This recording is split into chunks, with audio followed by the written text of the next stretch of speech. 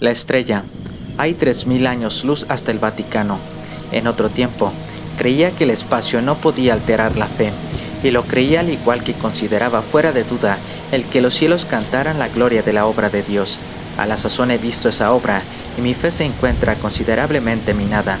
Contemplo el crucifijo que pende en la pared de la cabina sobre el ordenador Mark VI, y por primera vez en mi vida me pregunto si no será un símbolo vacuo. No he hablado con nadie todavía, pero la verdad no puede ocultarse.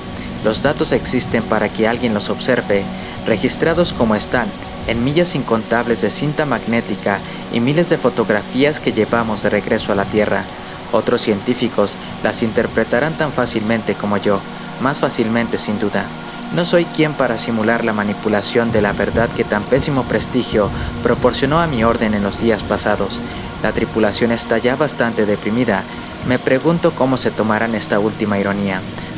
Pocos de cuantos la componen tienen una fe religiosa y, no obstante, no se aprovecharán de esta arma definitiva usándola contra mí. Guerra privada, honrada pero fundamentalmente seria, que ha tenido lugar durante todo el trayecto desde que salimos de la Tierra. Era divertido tener a un jesuita de primer astrofísico. El Dr. Chandler, por ejemplo, nunca pudo asimilarlo del todo. ¿Por qué serán ateos tan notorios los hombres entregados a la medicina? A veces me encontraba ante el tablero de observación, donde las luces permanecen siempre amortiguadas y el resplandor de las estrellas con gloria inalterada. Se me acercaba entonces y se quedaba contemplando el exterior por la gran escotilla oval, mientras los cielos giraban con lentitud en torno de nosotros a medida que la nave se balanceaba de punta a punta con la escora que no nos habíamos molestado en corregir. Bueno, padre, acababa diciendo al final, esto prosigue una eternidad tras otra. ¿Acaso lo hizo alguien? Sin embargo, ¿cómo puede creer usted que ese alguien ha de tener un interés especial en nosotros y en nuestro miserable mundillo? Esto es lo que no puedo entender. Comenzaba entonces la disputa, mientras las estrellas y las nebulosas giraban en derredor de nosotros en silenciosos e infinitos arcos que se abrían del otro lado del plástico de la escotilla de observación. En mi sentir, era la aparente incongruencia de mi posición lo que, de veras, divertía a la tripulación. En vano argumentaba yo con mis 3 artículos en el Diario Astrofísico y mis 5 de noticias mensuales de la Real Sociedad Astronómica. Les recordaba que nuestra orden había conseguido no poca fama por sus trabajos científicos. Podíamos quedar pocos ya, pero desde el siglo XVIII habíamos hecho aportes a la astronomía y la geofísica que no podían ni siquiera evaluarse. ¿Dará al traste con 1000 años de historia mi informe sobre la nebulosa del Fénix? Me temo, empero, que dará al traste con muchas más cosas. No sé quién bautizó a la nebulosa con ese nombre tan malo, me parece. Si contiene una profecía, esta no podrá verificarse hasta dentro de 1000 años. Hasta la palabra nebulosa es equívoca, ya que el Fénix es mucho más pequeño que esas magníficas acumulaciones de gas que se esparcen por toda la longitud de la Vía Láctea. En escala cósmica, por supuesto, la nebulosa del Fénix es una cabeza de alfiler, una tenue cáscara de gas que rodea a una estrella única, o lo que queda de esa estrella. Mientras se alza por encima de las líneas del espectrofotómetro, la rubensiana pesadez de Loyola parece burlarse de mí.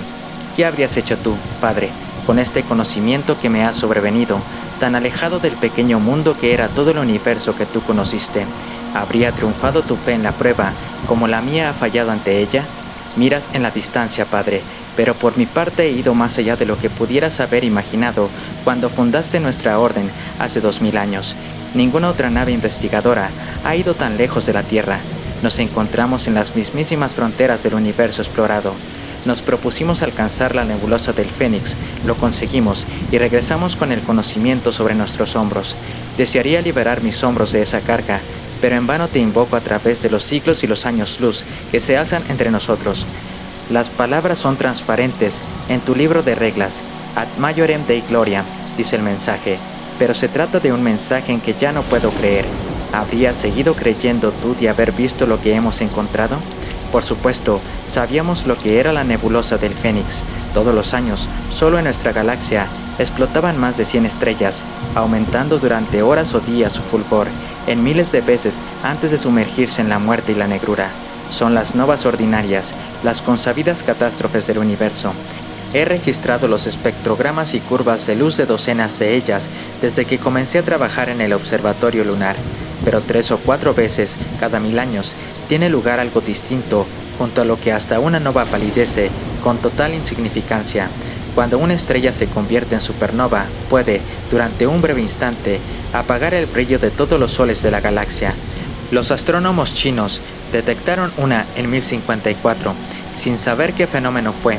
5 siglos más tarde, en 1572, estalló una supernova en Casiopea, con tanto brillo que fue visible a la luz del día.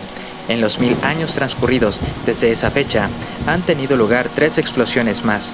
Nuestra misión era visitar los restos de una catástrofe tal para reconstruir los sucesos que la habían precedido y, de ser posible, saber la causa. Nos adentramos con cautela en las capas concéntricas de gas que habían estallado 3000 años antes y que se encontraban todavía en expansión. El calor era inmenso, irradiaba aún con feroz luz violeta, demasiado tenue empero para hacernos daño.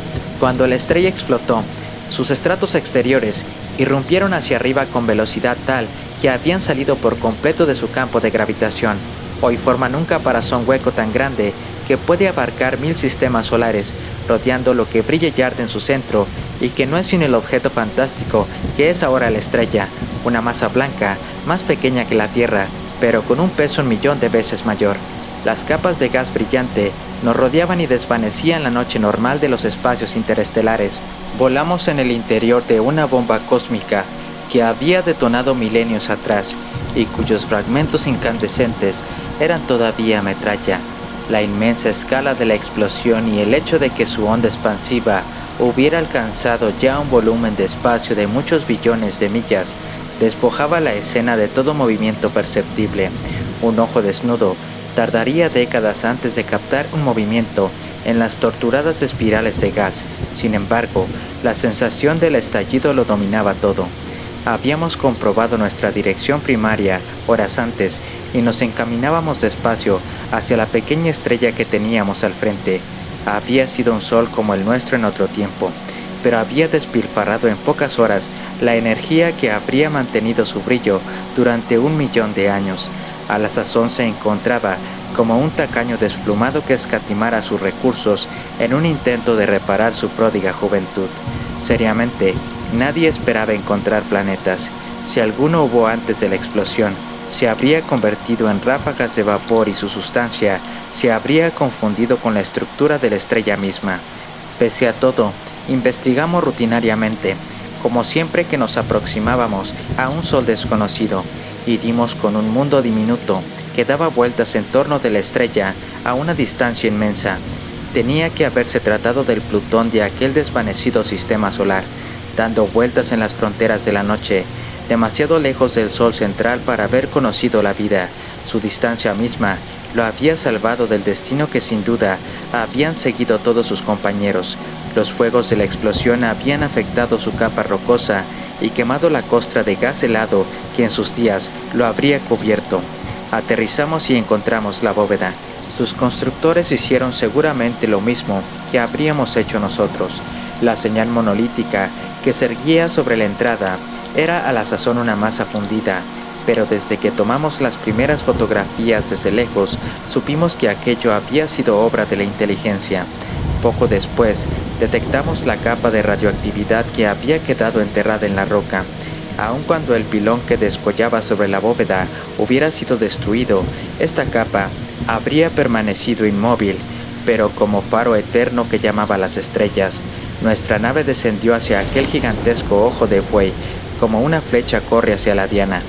El pilón debió alcanzar 1 milla de altura cuando fue construido, pero a la sazón parecía un cabo de vela que hubiera sido derretido y convertido en amasijo de cera. Nos costó 1 semana pasar por la capa rocosa fundida, ya que no teníamos las herramientas apropiadas para el caso. Nuestro programa original fue dejado de lado. Aquel monumento solitario que hablaba de un trabajo realizado a una distancia tan grande del sol destruido solo podía tener un sentido. Una civilización que supo cercana a su muerte había alzado su último adiós a la inmortalidad. Habríamos tardado generaciones enteras en examinar todos los tesoros que encontramos en la bóveda. Ellos tuvieron mucho tiempo para prepararla, ya que el Sol debió de dar sus primeros avisos muchos años antes de la explosión final. Todo lo que quisieron preservar, todos los frutos de su genio, Lo llevaron hasta aquel mundo distante en los días que precedieron al fin, esperando que cualquier otra raza los encontrara y no hiciera caso omiso de ellos. Si hubieran tenido un poco más de tiempo, podían viajar con soltura de un planeta a otro, pero todavía no habían aprendido a salvar los golfos interestelares y el sistema solar más cercano se encontraba a 100 años luz de distancia. Aun cuando no hubieran sido tan intranquilizadoramente humanos como mostraban sus esculturas, no hubiéramos podido menos que admirarlos y lamentar su destino. Dejaron miles de registros visuales y máquinas para proyectarlos, junto con elaboradas instrucciones gráficas de las que no resultaba difícil deducir su lenguaje escrito. Examinamos muchos de aquellos registros y revivimos con ellos por vez primera, en 6000 años, la calidez y hermosura de una civilización que tuvo que ser superior a la nuestra de muchas maneras. ¿Acaso habían dejado memoria solo de lo mejor? Pero sus mundos eran encantadores y sus ciudades habían sido construidas con una gracia que se relacionaba con la de cualquiera de las nuestras. Las contemplamos en pleno funcionamiento y escuchamos su habla musical a través de las centurias. Recuerdo todavía una viva escena. Un grupo de niños en un banco de extraña arena azul jugaban con las olas como los niños juegan en la tierra, y hundiéndose en el horizonte, todavía cálido, amable y vitalizador, se encontraba aquel sol que pronto habría de trocarse en traidor y olvidarse de toda aquella felicidad inocente. Posiblemente, de no haber estado tan lejos de la tierra y de no habernos encontrado por ende tan propensos a la soledad, no nos habríamos conmovido tanto. Muchos habíamos visto ruinas y antiguas civilizaciones en otros mundos, pero nunca nos habían afectado tan profundamente. La tragedia era única. Para una raza, sucumbir y decaer era una cosa, como las naciones y las culturas habían hecho en la tierra, pero ser destruida tan completamente en pleno florecimiento, sin dejar supervivientes, ¿cómo podía conciliarse ello con la misericordia de Dios? Mis colegas me preguntaron esto y les di las respuestas que supe. ¿Acaso tú lo habrías hecho mejor, Padre Loyola? Pero nada he encontrado en los ejercicios espirituales que pueda servirme. No habían sido malvados, no sé a qué dioses adoraban, si acaso adoraban a alguno, pero los he visto después de muchos siglos y he contemplado durante largos instantes el empeño que pusieron en su último esfuerzo por preservarse, mientras ese empeño era iluminado por el sol que estaba amenazado. Sé las respuestas que me darán mis colegas cuando regrese a la Tierra. Dirán que el universo no tiene propósito ni plan, puesto que cada año explotan 100 soles. En este mismo instante hay una raza en algún lugar del espacio que se encuentra en trance de extinción. Tanto si ha obrado bien como si ha obrado mal, en el curso de su existencia, ello no cuenta la hora definitiva. No hay justicia divina porque no hay Dios. No obstante, por supuesto, cuanto hemos visto no prueba nada. Quien argumentase así, estaría sometido a las leyes de la emoción, no de la lógica. Dios no necesita justificar sus actos ante los hombres. Aquel que hizo el universo puede destruirlo cuando quiera. Es una arrogancia peligrosamente próxima a la blasfemia, el decir lo que puede y no puede hacer. A pesar de los mundos y las civilizaciones incluidas en esta consideración, podría haber aceptado este razonamiento, pero hay un punto en el que la fe más profunda se resquebraja y, a la sazón, una vez hechos mis cálculos, he alcanzado ese punto. Antes de llegar a la nebulosa, nos era imposible decir cuándo se había producido la explosión. No obstante, a la sazón, gracias a la evidencia astronómica y a los registros encontrados en el planeta superviviente, he podido fechar la catástrofe con precisión. Sé en qué año llegó a la Tierra la luz despedida por aquel estruendo colosal.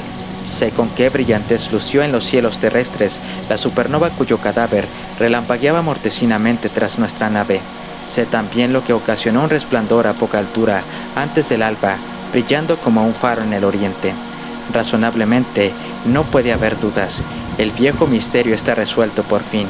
Sin embargo, Señor, había tantas estrellas que pudiste haber usado. ¿Qué necesidad había de llevar a aquellas gentes a la destrucción y que el signo de su aniquilación resplandeciese sobre Belén? Fin.